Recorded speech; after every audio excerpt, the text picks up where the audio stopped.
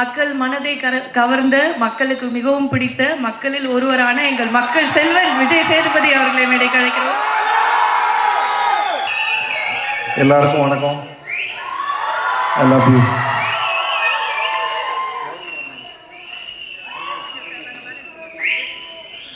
Time ஆயிடுச்சு, கட்சியாக என்கிட்ட மைக் கொடுத்துட்டாங்க.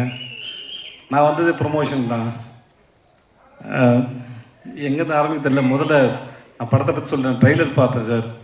அந்த டைட்டிலே ரொம்ப நல்லாயிருக்கு. சிங்கப்பூர் சலூன் சவுண்ட் ரொம்ப நல்லாயிருக்கு. ஏதோ புதுசாக ஆரம்பித்த சேனலோட லோகா மாதிரியே இருக்குது சார் உங்கள் படத்தோட டைட்டில். அந்த எஸ்எஸ்ன்னு போட்டுருக்குது. ட்ரெய்லரில் வந்த வசனம், அது கொடுக்குற எனர்ஜி எல்லாமே ரொம்ப நல்லாயிருக்கு. இந்த ட்ரெய்லரே நிறைய பேர் தியேட்டர் கூட்டணும்னு நான் நம்புகிறேன். அப்புறம் பாலாஜி ஸ்க்ரீனில் பார்க்க ரொம்ப நல்லாயிருக்கு.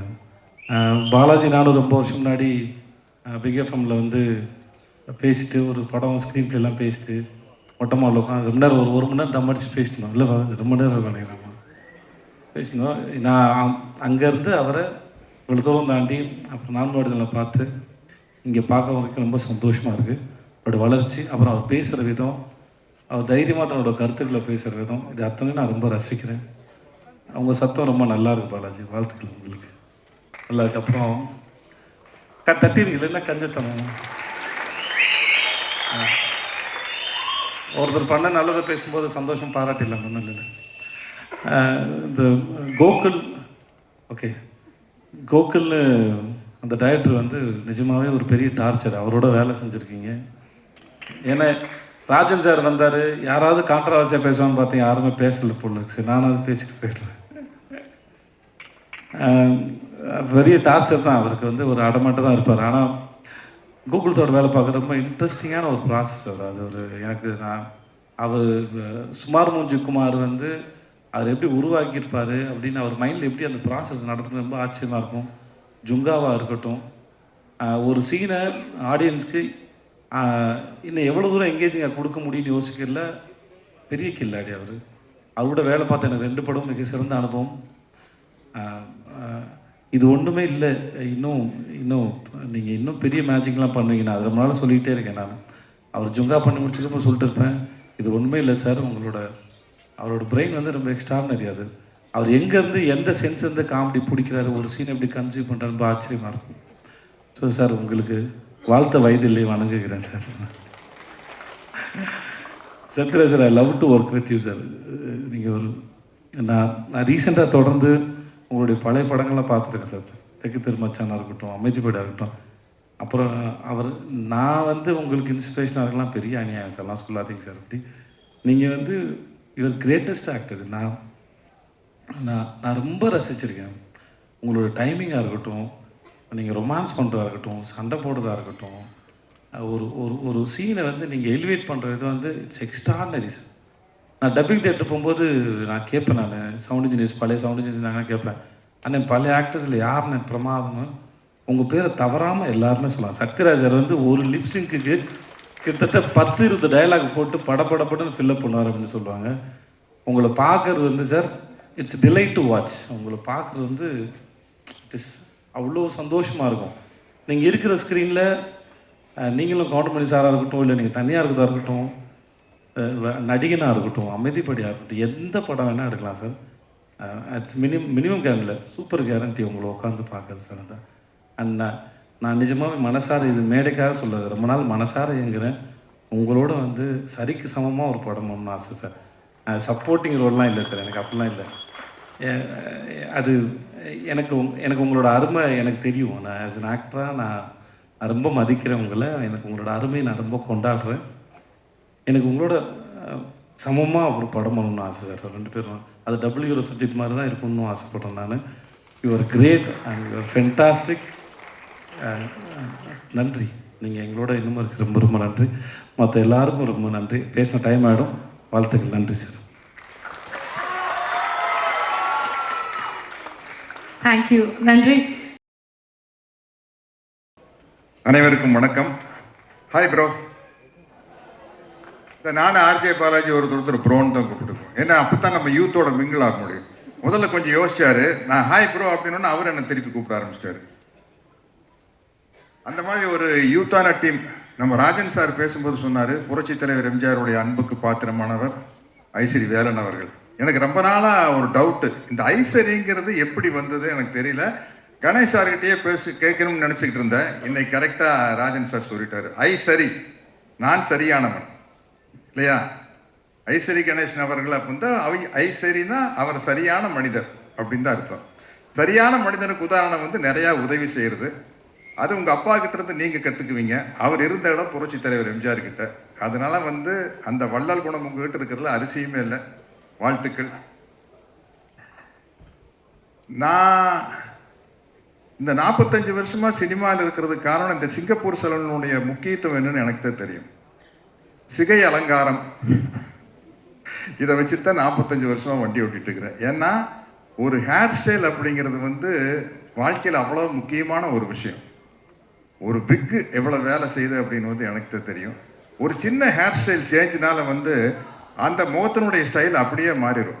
புரட்சி தலைவர் எம்ஜிஆர் அவர்கள் ஆரம்பத்தில் இருந்தப்போ ஒரு ஹேர் ஸ்டைல் இருப்பார், சோஷியல் பிக்சருக்கு வந்தோம்னா அப்படியே மாறி இருக்கும். அதே மாதிரி ரஜினி சார் எடுத்துக்கங்க, ராஜாதி ராஜாலேருந்து ஒரு ஹேர் ஸ்டைல் மாறும். விஜயகாந்த் சாருக்கு அதே மாதிரி தான். அம்மன் கோயில் கடக்கால பீரியடில் ஒரு ஹேர் ஸ்டைல் இருப்பார், அதுக்கப்புறம் வேற ஒரு ஹேர் ஸ்டைல் வரும்போது அந்த லுக்கே டோட்டலாக மாறிச்சு. ராஜாதி ராஜாலே பின்னாடி விஜயகாந்த் சார் வந்து ஒரு ஹேர் ஸ்டைலை மாற்றும் போது அந்த லுக்கே அப்படியே மாறிச்சு. அதனால வந்து அவ்வளோ முக்கியமான விஷயம் இந்த சிகை அலங்காரம். அதை பேச வச்சு பலன் பண்ணுறது ரொம்ப நல்ல விஷயம். என்றைக்குமே ஒரு ஹீரோவுக்கு வந்து வெற்றிகள் வர வர சினிமாவில் வந்து அதை இன்னும் கொஞ்சம் பட்ஜெட்டை மேலே ஏற்றுனா தான் அந்த ஹீரோவை வந்து வேறொரு தளத்துக்கு கொண்டு போக முடியும். அதனால தான் வந்து அது ரொம்ப முக்கியமான விஷயம். நம்ம ப்ரோ ஆர்ஜே பாலாஜியை பொறுத்த வரைக்கும் எல்கேஜி பண்ணார், அம்மன் மூக்குத்தி அம்மன், அப்புறம் வீட்டில் விசேஷம், ரன் பேபி ரன். அப்போ இப்போ வந்து இந்த படம், இந்த சிங்கப்பூர் சலூன் வந்து நிச்சயமாக இதுக்கு முன்னாடி அவர் பண்ண பட்ஜெட்டை விட அப்படி மேலே கொண்டு போகிற படம். ஏன்னா கிளைமேக்ஸில் வந்து அவ்வளவு கிராஃபிக்ஸ் ஒர்க் இருக்குது. இந்த கிராஃபிக்ஸ் ஒர்க்கை வந்து ஒரு டைரக்டர் வந்து கற்பனை பண்ணி சொல்லிடலாம், இப்படி சார் அப்படி சார் அப்படி சார் இப்படி சார்னு சொல்லிடலாம். ஆனால் அந்த சிஜி ஒர்க் பிரமாதமாக வர்றதுக்கு வந்து முக்கியமான காரணம் பணம். அது ப்ரொடியூசர்கிட்ட தான் இருக்குது. அவர் வந்து இந்த ஹீரோக்கு இவ்வளோதான் செலவு பண்ணலாம் அப்படின்னு எல்லா ப்ரொடியூசரும் ஒன்று மைண்டில் வச்சுருப்பாங்க. அதை தாண்டி செலவு பண்ணால் இந்த படம் ஜெயிக்கும் அப்படிங்கிற நம்பிக்கையை அந்த கதை உருவாக்குறது மூலமாக தான் அந்த தயாரிப்பாளர் வந்து செலவு பண்ணுவாங்க. அப்படி இந்த படம் வந்து ஒரு பிரம்மாண்டத்தில் கிராண்டியரில் வந்து ஆர்ஜே பாலாஜியை வந்து நிச்சயமாக அடுத்த கட்டத்துக்கு கொண்டு போயிடும். அதனால் வந்து இனிமேல் சினிமாவில் வந்து இந்த சவுண்டு இதெல்லாம் டெவலப் ஆனதுக்கப்புறம் நம்ம வாயிலேயே வண்டியை ஓட்டிகிட்டு இருக்க முடியாது, வாயிலேயே வடை சுட முடியாது. கொஞ்சம் பெரிய விஷயங்களை காட்டினாத்தான் முடியும். அப்படி இந்த படம் வந்து ஆர்ஜே பாலாஜிக்கு அமைஞ்சிருக்குது. இங்கே கூட நடித்தவங்க எல்லாருமே வந்து ரொம்ப ஜாலியாக செட்டில் வந்து நம்ம கலாச்சி பேசுனதுக்கு அளவே இல்லை. அந்த மாதிரி ஒரு ஜாலியான டீம். அப்கோர்ஸ் சுகுமார் சார் நம்பித்தான் இந்த விக்கையை நான் வச்சேன் படத்தில். டைரக்டரையும் சுகுமார் சாரையும் வச்சு, சார் இது தெரியுமில்ல சார், தெரியாமல் பார்த்துங்க சார் விக்கு மாதிரி. ஏன்னா இப்படி ஒரு விக்கு செய்கிறது ஈஸி. இந்த படத்தில் பாருங்கள், நடுவில் வந்து டென்சிட்டி ரொம்ப கம்மியாக இருக்கும். அது கொஞ்சம் ஏமாந்தா வந்து அந்த நெட்டு எல்லாம் ஒட்டுனா தெரிஞ்சிடும். அது சுகுமார் சார் கையில் தான் இருக்குது. அந்த கேரண்டி சுகுமார் சார் கொடுத்தனால தான் தைரியமாக அந்த விக்கையை வைக்க முடிச்சிரு. அது பர்டிகுலராக இருந்தார் டைரக்டர், இப்படித்தான் வேணும் அப்படின்னு. நான் இதுக்கு முன்னாடி நிறையா கவுண்டமணி அண்ணன் கூட, தம்பி வெடுவேலி கூட, நம்ம தலைவர் மணிவண்ணன் கூட எல்லாம் சேர்ந்து காமெடி பண்ணியிருக்கேன்.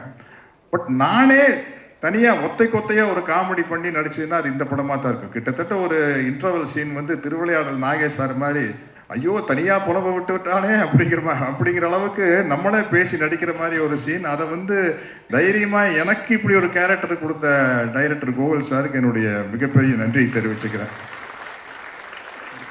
ஏன்னா எல்லா விஷயமே வந்து டைரக்டர்கிட்ட இருந்து அப்ரூவல் வந்தால் தான் முடியும்.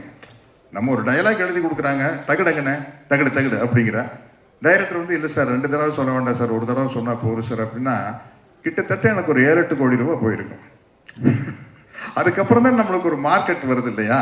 அந்த ஒரு சின்ன விஷயம் டைரக்டர்கிட்ட இருந்து ஒரு சின்ன அப்ரூவல் கிடைப்பதன் மூலமாக தான் ஒரு நடிகர் வந்து எங்கேயோ போக முடியும். அப்படி பல இடத்துலேருந்து நான் வந்து என்னை விட மூத்தவர்கள்கிட்டையும் எடுத்துக்குவேன், என்னை விட இளையவர்கள்கிட்டையும் எடுத்துக்குவேன். உண்மையிலேயே நான் கதாநாயகனாக நடிச்சுட்டு இருந்தப்போ என்னை கெஸ்ட் ரோல் கைக்கையில் வந்து நான் ரொம்ப யோசிப்பேன். கஷ்டப்பட்டு ஹீரோ ஆகிருக்கிறோம், வில்லனாக நடிச்சு இப்போ போய் கெஸ்ட் ரோல் பண்ணோம், ஒரு கேரக்டர் பண்ணோம் அப்படின்னா வந்து இந்த ஹீரோ இடத்தை தக்க வைக்காமல் விட்டுருவோம் அப்படின்னு ஒரு பயம் இருந்தது. இப்போ கேரக்டர் ரோல் நடிக்கலையும் கூட ஒரு கெஸ்ட் ரோலுக்கு வரதுனா வந்து ரொம்ப யோசிப்பேன். அதுக்கு எனக்கு ஒரு தைரியத்தை, உதாரணமாக எனக்கு ஒரு தைரியத்தை கொண்டு வந்து கொடுத்தது வந்து விஜய் சேதுபதி தான். அவருக்கு அந்த மக்கள் செல்வன் அப்படிங்கிற பொருத்தம் ரொம்ப ரொம்ப பொருத்தம். அவர் வந்து அந்த அளவுக்கு வந்து எவ்வளோ பேர் ரசிகர்கள் வந்தாலும் சளைக்காமல் அவங்களோட ஃபோட்டோ எடுத்து முத்தம் கொடுத்து, அதை தானே ரசிகர்கள் நம்மக்கிட்ட எதிர்பார்க்குறாங்க இல்லைங்களா? நமக்கு வந்து அவங்க பணம் கொடுத்து டிக்கெட் வாங்கி கிட்டத்தட்ட சொல்ல போனால் நம்மளுக்கு சோறு போடுறவங்க ரசிகர்கள் தான். அவங்க மேலே தோள் மேலே கை போட்டு ஒரு சளைக்காமல் நம்ம ஃபோட்டோ எடுத்துக்கிறது வந்து ரொம்ப முக்கியமான விஷயம். இதற்குத்தானே ஆசைப்பட்ட பாலகுமாரா மாதிரி ஒவ்வொரு நடிகர்கள்கிட்டையும் கேட்க வேண்டியது, இதற்குத்தானே ஆசைப்பட்ட நடிகர்களே. அப்படி ஆசைப்பட்டு வந்ததுக்கப்புறம் அதில் என்ன சலிப்பு இருக்கக்கூடாது. தலைவர், புரட்சி தலைவர் அதுதானே. எவ்வளோ பெரிய கூட்டமாக இருந்தாலும் உள்ளே போய் கட்டி பிடிச்சி அவங்ககிட்ட பேசி வெளியில் வந்து வரல. அந்த மாதிரி ஒரு நல்ல பண்பு. இந்த படத்தில் தயாரிப்பு நிர்வாகியாக நடித்த விக்கியை பற்றி நான் சொல்லணும். இன்னைக்கு எங்கே போனாலும் என்னுடைய அன்பு நண்பர் விஜயகாந்தை பற்றி பேசல, அந்த வானத்தை போல மனம் படைச்ச நல்லவனே அப்படிங்கிற ஒரு பாட்டு தான் ஞாபகம் வருது எல்லாத்துக்கும். அந்த பாட்டு வந்து அவர் விக்கியோட அப்பா அவங்க தயாரித்து சின்ன கவுண்டர் படத்தில் வந்த பாட்டு. அதுதான் இன்னைக்கு வரைக்கும் அவர் விஜயகாந்த் சாருக்கு நிலைச்சு நிற்குது.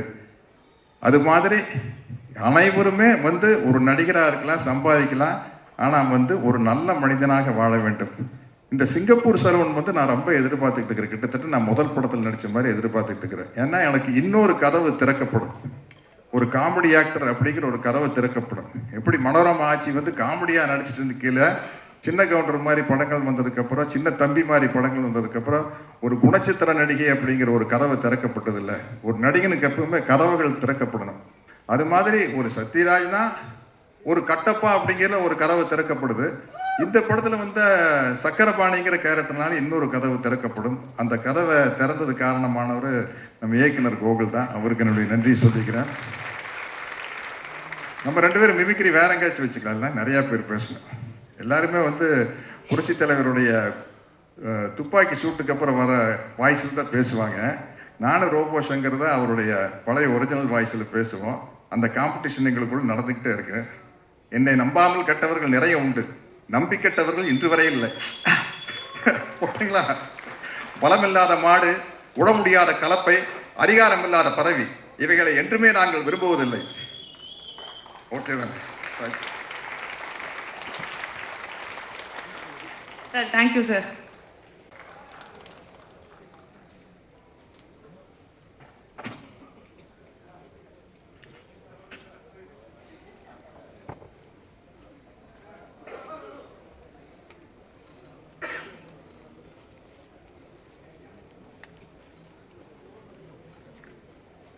அனைவருக்கும் வணக்கம். சிங்கப்பூர் சலூன் ட்ரெய்லர் லான்ச் வருகை தந்து இங்கே சிறப்பு விருந்தினராக வருகை தந்து பேசி சென்றிருக்கிற அருமை சகோதரர் விஜய் சேதுபதி அவர்களே. விஜய் சார் விட்டாரா? அவர் ஒரு ரெக்வஸ்ட் வச்சார்.